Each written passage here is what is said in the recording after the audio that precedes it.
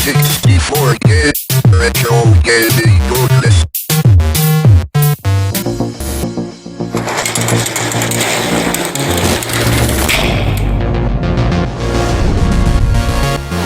Hey, thanks for joining me, Bastish B from 64K, And me, Louis, from RGN. as we dive into the murky depths of licensed games on the Commodore 64. We'll be looking at games based on movies and TV shows, the good, the bad, and the weird. And with that, let's look at today's subjects. Today's top billing goes to Cobra, the 1986 movie released by Warner Brothers, and Cobra on the C64 released by Ocean. So let's find out more about the movie that this game is based on.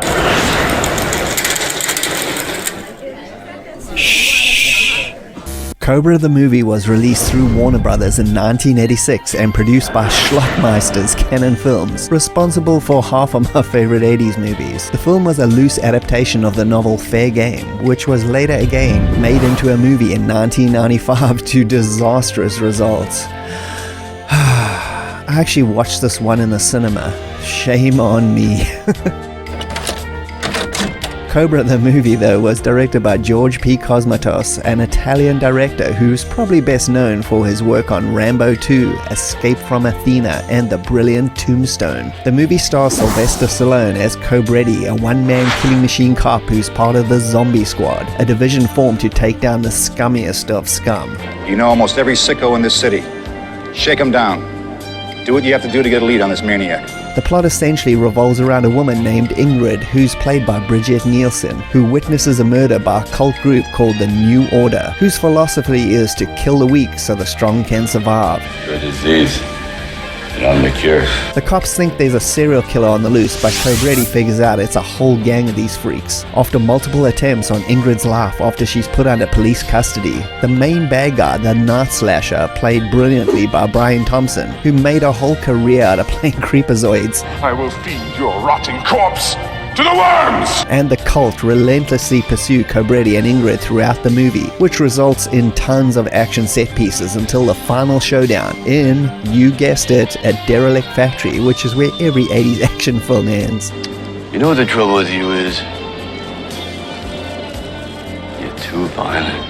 The movie's budget was around $25 million, and its worldwide box office ended up being around $160 million, but it was still unfairly dismissed as a disappointment because it didn't quite reach Rambo 2's higher box office. But the movie has since become a much celebrated cult classic, even with director Nicholas Refn citing Cobra as a favorite film of his and influencing his movie Drive down to Ryan Gosling's toothpick in the mouth as a reference. The critics hated it upon release, and the film sits with a 5.8 out of 10 on IMDb, but seriously, they hate on everything. I mean, it's in their name, critic. So I would take this with a grain of salt and check out this forgotten 80s gem. This is where the law stops, and I start. Brendan, do you have any nostalgic memories of this one? Oh yeah, definitely. I originally watched this movie in 1986 in the cinema as a kid, even though it was an R-rated movie. I was only about 10 or 11 at the time. I just bought a ticket with my friend. We both went there and we just waltzed in. You know, you just gotta love the 80s. We watched Cobra, which we absolutely loved, and then we decided just to sit in the seat and see what would happen by not leaving the cinema. So the lights came up and, you know, everybody left and we just carried on sitting there, and the cleaner guy came in and he, you know, cleaned up some popcorn, and then we just carried on sitting there and he left. About 15 minutes later, people started shuffling in again and they sat down and we just looked at each other and we're like, I think we're gonna get away with this. And then the lights started to dim, and yeah, we got to watch The Karate Kid Part 2 as well, both for the price of one. And what about you? I don't have any memories of seeing the movie during the 80s. I'm pretty sure it would have been a good many years after its release before I finally got around to it via VHS. I think I was quite slow in obtaining an appreciation for Stallone and his films, so I was never driven to want to see Cobra upon its initial release. What do you think of the plot and setting? The first part of Cobra is great. There's a gritty, understated feel to the movie that instantly drew me in, starting with the crazy axe-wielding cult before moving on to the supermarket siege, where we first see the Stallone character, looking oh so super badass and saying very little. Oh yeah, I just love that intro scene. I think it's one of the best introductions to a character I've ever seen in a movie. I mean, he comes off as super cool. Now I think it's time to waste you. It's so 80s. I love the fact that the guy's gonna blow up the place and Stallone says, go ahead and blow it up, you know, I don't shop here. It's just like, it's such a nonchalant, like 80s cop style thing, and man, I just love this intro. But I felt that the film takes a nosedive once the Ingrid character is introduced to the storyline. Everything then becomes somewhat lazy and generic from that point on. I mean, yeah, I agree with that totally. It definitely comes way more generic and more action movie styled. I don't think Ingrid really ruins the movie for me, but it definitely becomes extremely predictable after that. Kind of action movie kind of way. I kind of like it. I don't really have too much issue with it. I like the fact that you know what's going to happen, and just fun. It's a fun ride. I mean, it doesn't make sense for the Night Stalker to pursue Ingrid when she had no intention of going to the police after the initial interaction. Does it? No, it really doesn't make much sense. I've seen this movie at least 20 or 30 times, like legit, and I've thought about that before. There's also other reasons, like the fact that they're a crazy cult that just goes around killing people. I mean, it's not as if they really care about somebody witnessing the murder. These people are crazy, and it's not like it's going to lead to like a court case where the whole cult's going to be in a court case or anything. They would never let it come to that. They would just go out in a blaze of glory because they're a bunch of nutcases. So, pursuing her is absolutely makes no sense, but I'm down for the ride regardless. And the motivation for the Night Stalker killing people is only explained at the end, and comes off feeling like an afterthought, really. I mean, I think the Night Stalker and the whole cult's motivations is beyond ridiculous anyway. I mean, they're going to murder all the weak so the strong can survive. So what does that even mean? Like, how many people are you going to murder? If you're going to murder all the weak, I mean, what? Like 90% of the world? Like, where do you draw the line here? Like, how many people are you going to kill for this goal? What's your take on the acting and talent? I think the movie's cast pretty well. I mean, I've seen this movie so many times, so it's hard for me to imagine anybody but Stallone being Cobretti, but I think he pulls it off really well. It works to his acting talents. You don't watch a Stallone movie for the quality of its acting. It's all about the action and Stallone looking cool. Bridget Nielsen is actually surprisingly good in this movie. I'm not saying she's a bad actress or anything. It's just that, I was 100% convinced that she was fearing for her life in this movie, and she did a good job at it, and it's much better than her performance in Red Sonja, obviously. Marion Cobretti. Is that really his name? Gonzalez talks too much, doesn't he? It's not so bad. No? Well, it's kind of tough growing up with, don't you think? Well, I like it. Yeah? Yeah. Well, I always wanted to have a tougher one myself. Something a little harder name. Like what? Alice. But Brian Thompson, the main bad guy, the Night Slasher, that guy's fantastic. Man, is he creepy. It's breathing them! We are the future! No!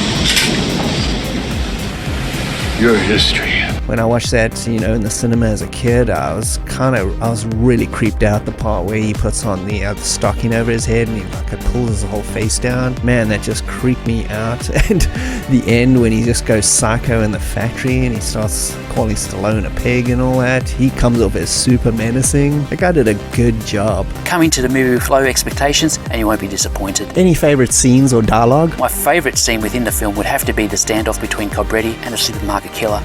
Not only for the abundance of cringeworthy one-liners from Stallone. Hey, just relax, amigo. You want to talk? We'll talk. I'm a sucker for good conversation. But also for the moment where Cobretti takes a swig of beer before hoisting the can as a distraction, but not before popping his toothpick back into his mouth. Yeah, that's definitely a fantastic scene. It's brilliant. My personal favorite one, though, is when he comes back to his house and he wants to park his car and he pushes those gangbangers' car out the way. The guy jumps out and, starts saying a few things to Cobretti there. Stallone just comes up to him, he grabs a cigarette out of his mouth. He just crushes it and said it's bad for your health. And then he just rips the dude's shirt down and just walks away like all casual like, and the guy doesn't even know what to do. It's just so good. It's just like so unexpected. Brendan, what's your overall impression of this one? I'm not going to apologize. I absolutely love this movie. I don't care what anybody thinks. I I know it got trashed originally, but whatever. It's such a fun ride. It's got tons of one-liners. Stallone is great. I love the action sequences. It's got that awesome Baywatch-style music video thing in the middle of the movie for Angel of the City song. It's super cool. I just love the look of it. Honestly, I would recommend this to anybody. You know, I'm sure if you take the plunge and just watch this movie, you'll actually be pleasantly surprised and entertained. It's wonderfully bad. The film is generic and mindless in a 1980s kind of way, but there's something so comforting about watching it. This is where the law stops, and I start. Sucker. I'll never defend it as being a quality movie, but I will defend my right to go back and watch it every 5 years or so. Do you know you have an attitude problem? Yeah, but it's just a little one. Please take a moment during this intermission to like and subscribe to both Retro Gamer Nation and 64K, your double dose of Commodore 64 goodness. And while you're at it, take a listen to the Hands On Gaming podcast, Chatting Up a Storm, every month, and available on all podcast services. And now, ladies and gentlemen, if you could kindly return to your seats, the show is about to continue. And now let's find out a bit more about the game. Cobra the game was also released in 1986 on the Commodore 64 by Ocean, the kings of the movie license games, and you'll be seeing a lot more of them no doubt in further episodes of this series. The game was a side-scrolling platform action game. You can think of it as a much slower version of Green Beret. You have to blast and stab your way through 3 levels representing locations from the movie, with the cityscape, the rural farm area, and the factory showdown at the end. The gameplay is essentially kill all manner of street scum you come across with knives, guns, grenades, and keep picking up those hamburgers to keep your health up. It's as simple as it gets. The gaming press hated this game just like the movie, with Zap64 giving the C64 version an overall 13%, which is way too harsh. And one of the game's best features, the excellent Ben Daglish soundtrack, only scored 39%. So again, take this all with a massive grain of salt. I bought the original version of this game back then and still have it after all these decades. It's no classic by any means, but not as bad as most people would have you to believe. Did you ever play this game back in the day? Did I ever? I can clearly remember playing this one for quite some time and actually enjoying it. Loading up the game from the cassette, I remember being mesmerized as the Ocean loader started to draw the Cobra title graphic on screen and thinking that this was the coolest thing ever to appear on the C64. Yeah, for me, a couple of weeks after watching the movie in the cinema, I went and bought the actual Commodore 64 game in a shop. I remember looking through the shelves and I saw it there and I just couldn't believe there was a game for it, and I just watched the movie. My dad said I could pick one game, so obviously I chose Cobra and I took it home, and like you said, you know, as soon as that loader picture came up, I was like, man, I'm in for a good time. And when the game starts with Cobra's awesome looking car arriving on site, well, I was well and truly hooked no matter what came after it. Brendan, what did you think of the gameplay? It's a bit disappointing in retrospect, you know, just the repetitive nature of the gameplay. You're just walking from left to right and just, you know, shooting stuff, and that's it. Picking up a few health burgers to keep yourself going. It's just a constant attack. It really is like Green Beret kind of deal. Cobra is one tough game that punishes you for hanging around in one spot for even a second. But I didn't mind this back in the 80s, and I don't necessarily mind it now. When replaying the game recently, I was able to get a little further with each play, and this just compelled me to keep on trying again and again. It is addictive in a weird sort of way. The jumping is pretty janky. You can get really stuck trying to get up to certain areas, and you just get massacred by the onslaught of dudes. I mean, it's really tough as well. But ultimately, its execution is what prevents Cobra from being a good game. The game is so glitchy. Whether it be that the corrupted graphics would often appear, or when a crazy motorcyclist gets stuck on the left edge of screen and won't appear for the remainder of the game, or the inability to get both the music and the sound effects to play at the same time. What I do like is the easy to understand gameplay though. You know, picking up weapons, switching between them is pretty easy, and understanding what you have. Although throwing grenades is just a hit and miss, you just throw them and hope for the best. I kind of wish that this game came out just a couple of years after the movie, when Ocean really got into the swing of things, you know, when they made like the Untouchables and stuff like that. You know, where they had the multiple gameplay styles, because I think this could have been super excellent if it had, you know, a variety of levels, like a car level and all that kind of stuff. But You know, this was 86, so I understand it. But my biggest bugbear with Cobra is the infuriating jumping mechanism, where I constantly found myself unable to jump up to a crate or platform because I was too close to the edge. Oh, hang on, no. The biggest issue I have with the game is that each of the 3 levels ends with no fanfare. You get to some random point at the end and switch straight to the start of the next level. That's it. And to my great dismay, this includes when you complete the final level with no payoff at all. Not even a basic congratulations screen. Just start the first level again and keep on playing until you've had enough. That's just not good enough. What's your impression of the graphics and sound? When it comes to the graphics, putting aside the glitches I mentioned earlier, I like the visual style of the game, even though they are somewhat unremarkable and probably look like something that I could draw up myself. The animation though is quite bad. Yeah, I like the graphic style also. I like the colors that they used, you know, the street level, you know, the city street level. It's got that like kind of blue, black style. I think it looks cool. The farmyard area is nice and bright, and then you go back to the factory, which is all dark. I think they did a pretty good job. The biggest problem is all the glitches, you know, the characters.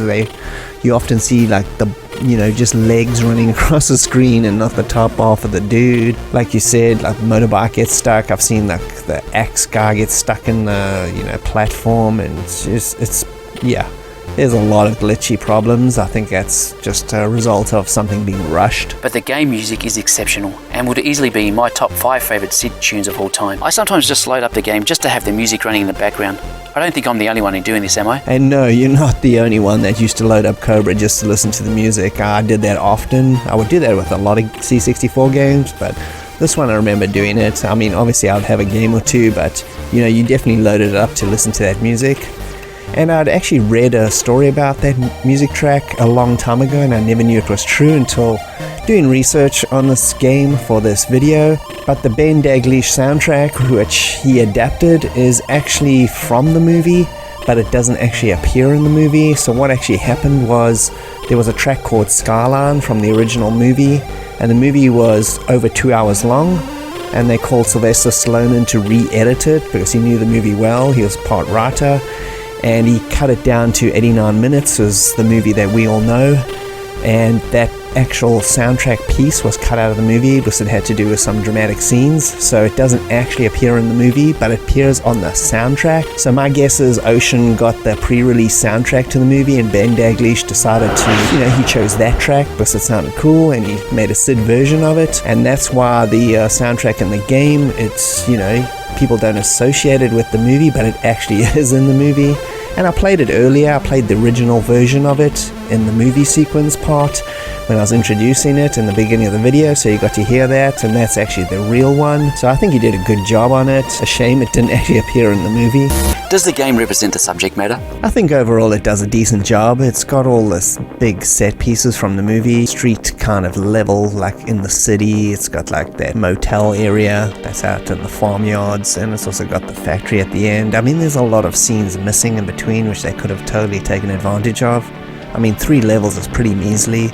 They really could have added in some more there. I'd say that the game does an okay job in representing the movie. Other than the exploding prams, everything else in the game you will find in the movie, whether it be the location setting, the weapons available, and the crazy enemy characters. Even Bridget Nielsen makes a couple of cameo appearances. Adding in some car levels though, I think would have really spiced this whole game up. I think that's a total missed opportunity. I think that's another result of them trying to rush the game out as fast as humanly possible. I do like the look of the graphics. It does kind of match in with the movie. No doubt, if Ocean grabbed the Cobra license a few years later on, then they would have done a better job in providing a bit more variation to better match some of the movie sequences around car chases and going one-on-one against the Night Slasher. And what's your final thoughts on this one, Louis? Even though I have strong nostalgic connection with the Cobra game, it is undeniably a bad game that could have been so much better if proper care was taken with it. So I never had a problem with this game as a kid. I really enjoyed it, but going back to it in retrospect, it's really not a good game. Maybe you can forgive it for all its glitches or for its cumbersome player movement, but the lack of end level and end of game acknowledgement shows a total lack of respect to kids who spent their hard-earned money on it. I don't think it deserves a 13% in Zap. I think that's a bit overboard. There's way worse games than this on the C64 that could be way down there. I couldn't possibly recommend this to anybody to play unless you're a huge Cobra fan like myself and you want to have a little bit of a curiosity to see what this is. Then load it up and see what happens, but don't expect much. And it's probably a good example of a game that deserves to be pirated. So thanks for joining me, Bastish B at 64K. And me, Louis, at Retro Gamer Nation. See you next episode. And cheers for now.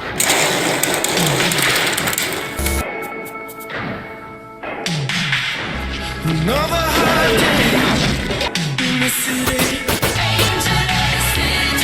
Are you watching over me? Tell me, where can you be? In time I'll find you, angel of the city. The streets they scream with desire. The air is thick. I'll blow this whole place up! Go ahead. I don't shop here.